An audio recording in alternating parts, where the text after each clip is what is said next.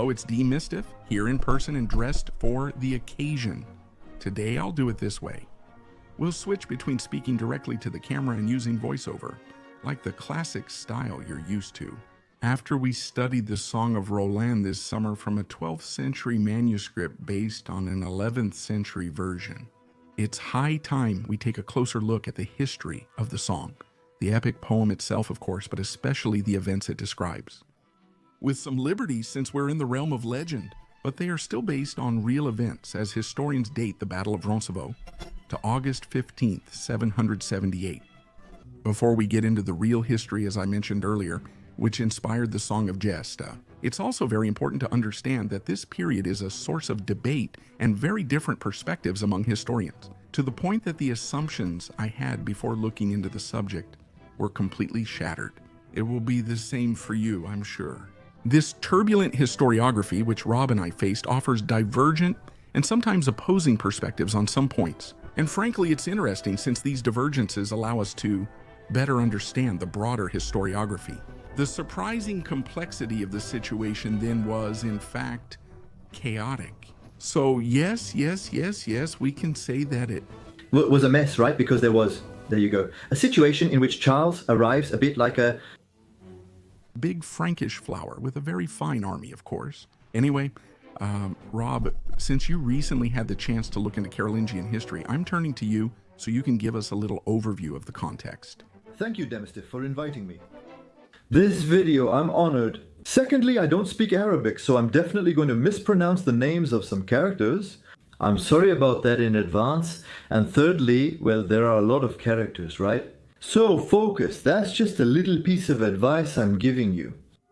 Play 13 by Charlemagne, let's get to the point.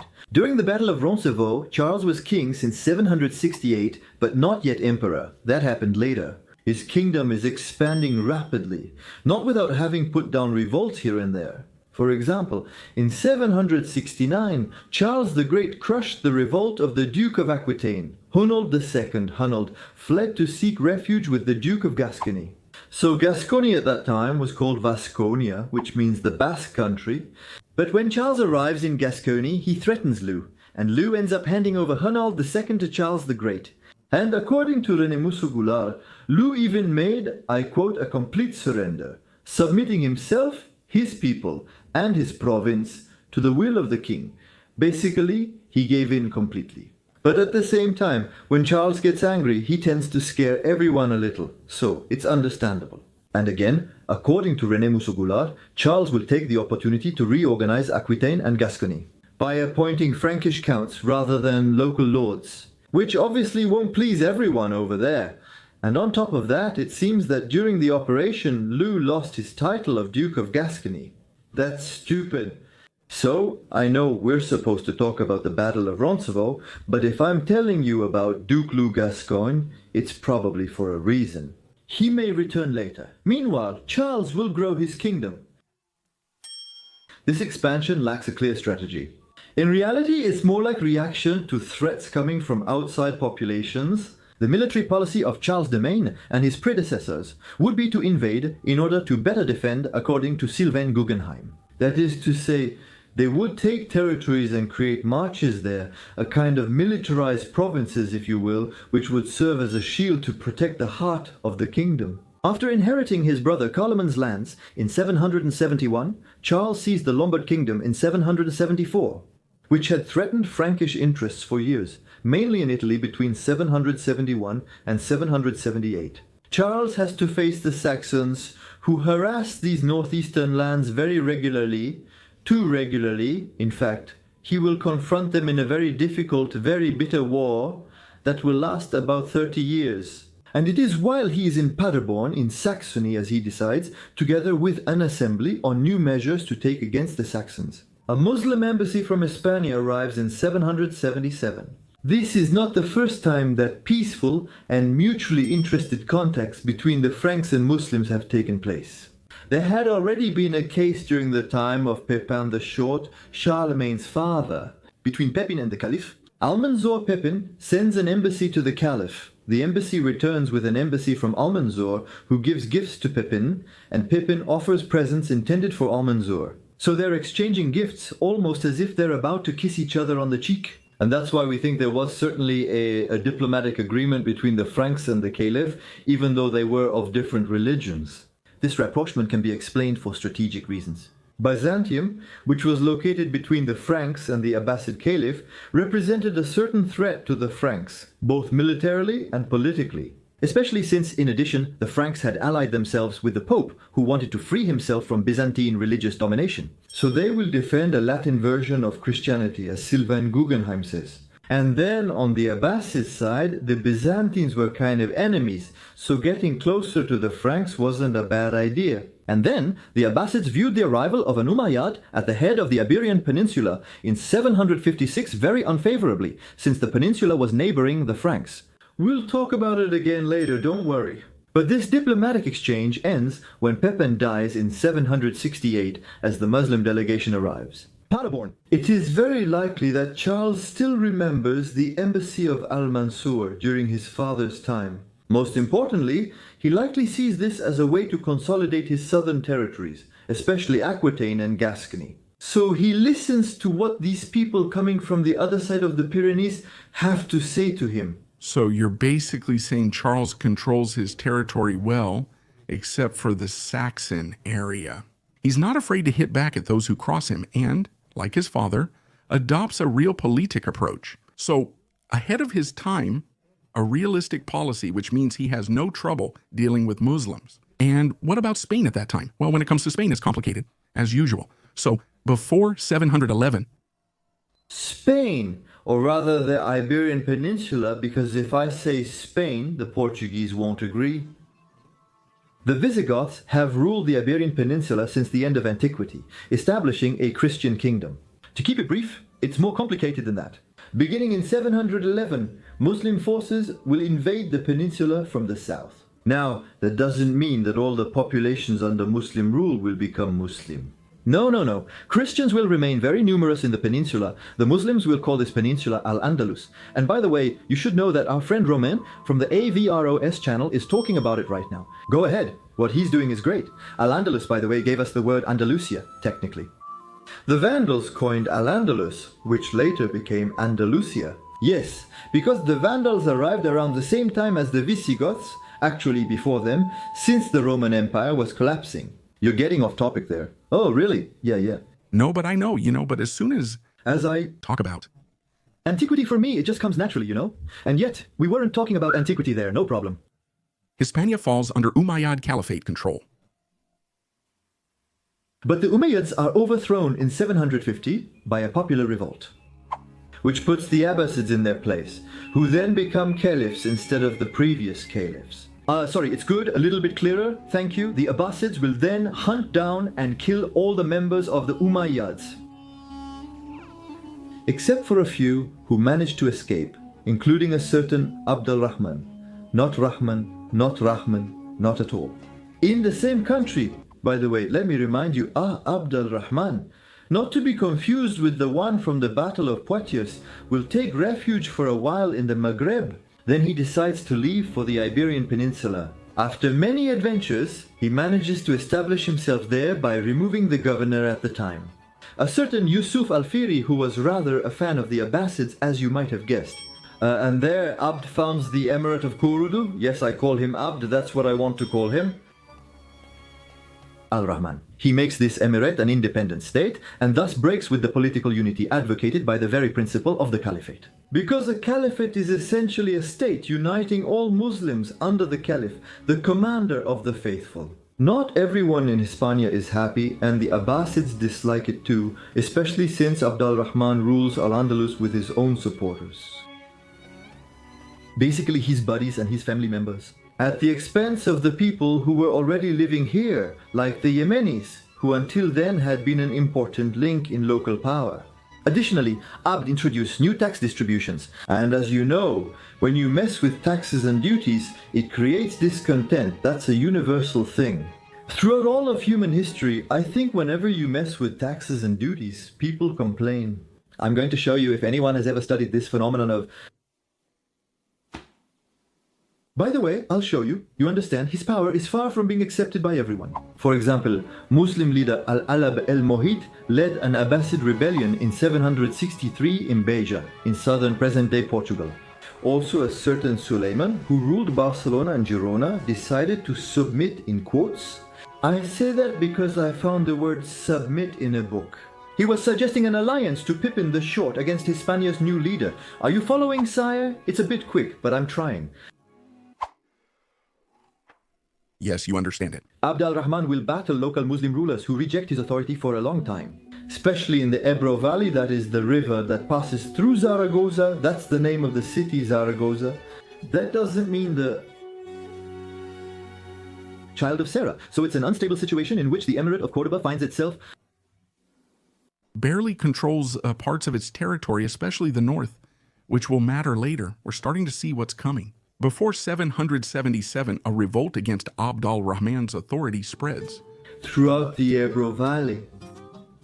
That's when the governor, Wali of Barcelona and Girona, Suleiman ben al-Arabi, will act. So, is this the same Suleiman who supposedly submitted, in quotes, to Pippin and whom we saw a little earlier? I'm not sure. I couldn't determine it. There's a good chance, but I'm not sure. Anyway, in any case, Suleiman will secure the support of an Arab leader, Al-Hussein ben Yahya al-Ansari, who has just taken over the city of Saragossa. And we'll call him Hussein. That'll be much simpler. Hussein retook the city and captured its governor, Tanaba ben Ubaid al-Judami, a supporter of Abd al-Rahman. Wait, isn't he a general? In any case, that's what it says. Musugulard. Seinak said he was governor of Saragossa. Anyway. Whatever the case, Hussein takes Saragossa and captures Tanaba, who, in a way,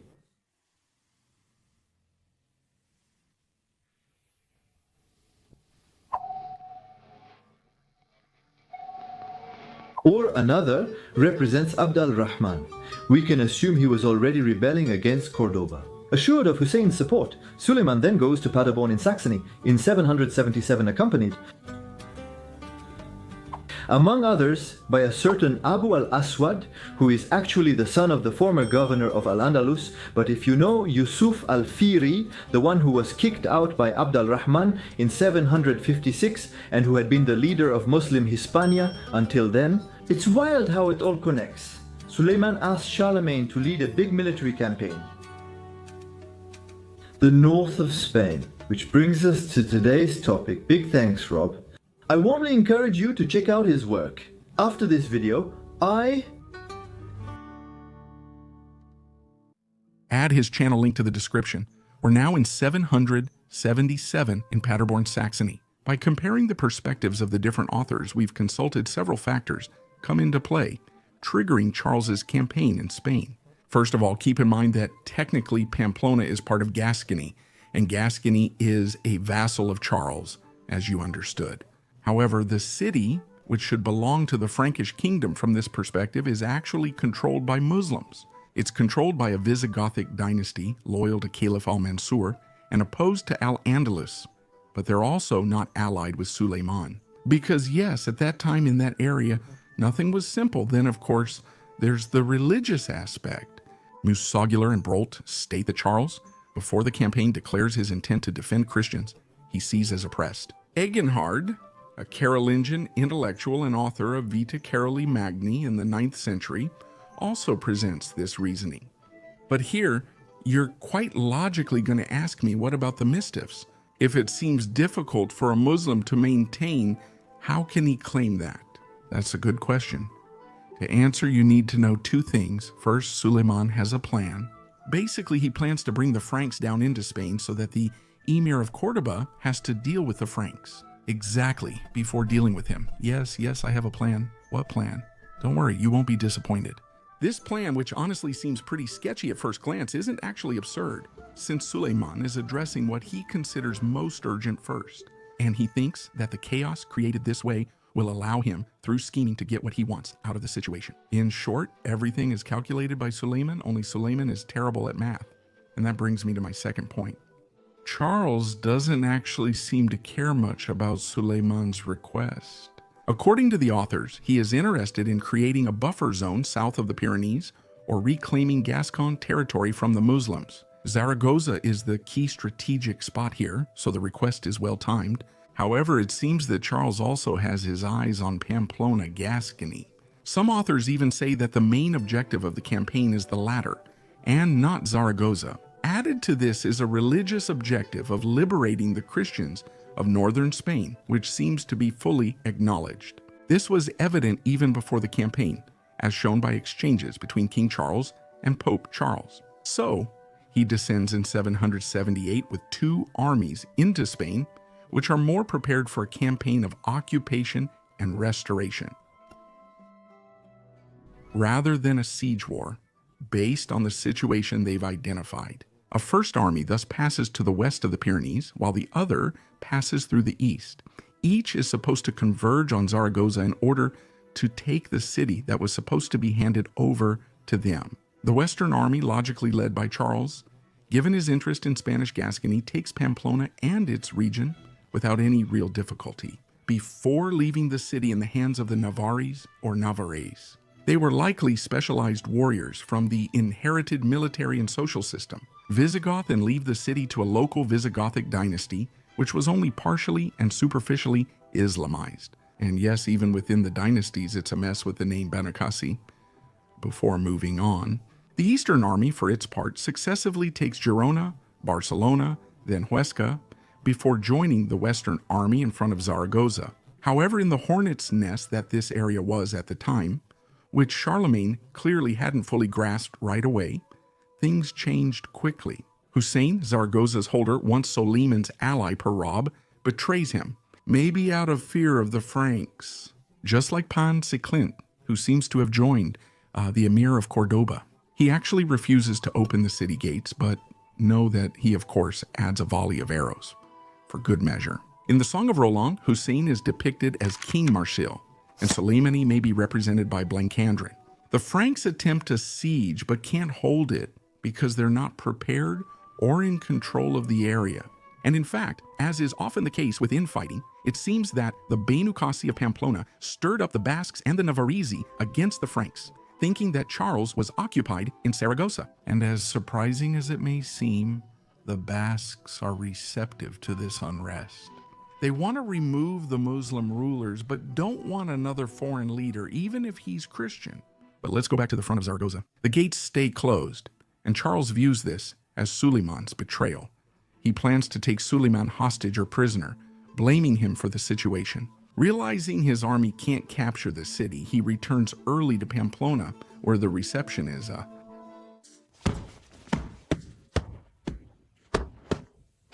Surprised by his quick return and somewhat cold, even openly hostile, as you might expect, since he is initially denied access to the city he should control. Before the Navarrese finally open the gates for him, the Banu Qassi's agitators have quietly slipped away. However, this won't surprise you. Charles didn't take this whole affair very well and understands the risk that a fortified Pamplona poses to his authority. He'll dismantle the city's fortifications to prevent future trouble. This may have affected later events. Roncesvaux is now just steps away. From that point, historians' perspectives diverge again. However, just like with the Battle of Poitiers, all we know is that something significant and remarkable happened for us to still talk about it today. But the details of the event are far from clear, because on one hand, the written sources that talk about the event vary in reliability and are generally lacking in details. And on the other hand, we have not yet found any archaeological remains of the event at the site. Therefore, we are not able to confidently determine the location of the battle or the ambush. Let's review some historian hypotheses about what happened on August 15, in 778 at Roncesvaux. According to the historian Jean Favier, who presents the most well-known and generally accepted hypothesis, which is also shared by Gérard Brault, Charles decides to retreat once he arrives in Pamplona and has many of the city's defensive structures dismantled so that it can no longer rise up against him. Basically, from this perspective, he hopes that the lack of fortifications and defensive positions will make the Basques, who have risen up against him, less bold in opposing him. However, in this scenario, the calculation seems off, as the Basques then seek revenge. First, Charles's rearguard clashes with Soleiman's sons, who launch a surprise attack and free their fathers and other hostages. The Frankish army then travels through the Pyrenees, crossing 3 passes on the way back, perfect spots for ambushes. So the Basques can get revenge on the Franks. So it is the Basques, perhaps aided by Navarrese and Arab troops, who will wisely let the main part of the army pass, before ambushing Charlemagne's rearguard, which is basically the logistics train where part of the army's equipment is located, the prisoners and the hostages. The wealth recovered during the campaign are needed to finance it, as well as, of course, the food supplies and many other things. Favier says his Seneschal Aiguillard and several palatines close to the king led the rearguard. And, naturally, Roland, the young prefect of the Breton March and hero of the epic poem. The historian favors the hypothesis of a crushing defeat of the Frankish rearguard. Basically, the Franks found themselves in a narrow pass and got hit by a lot of stones and rocks in the face before the Basques came in for close combat.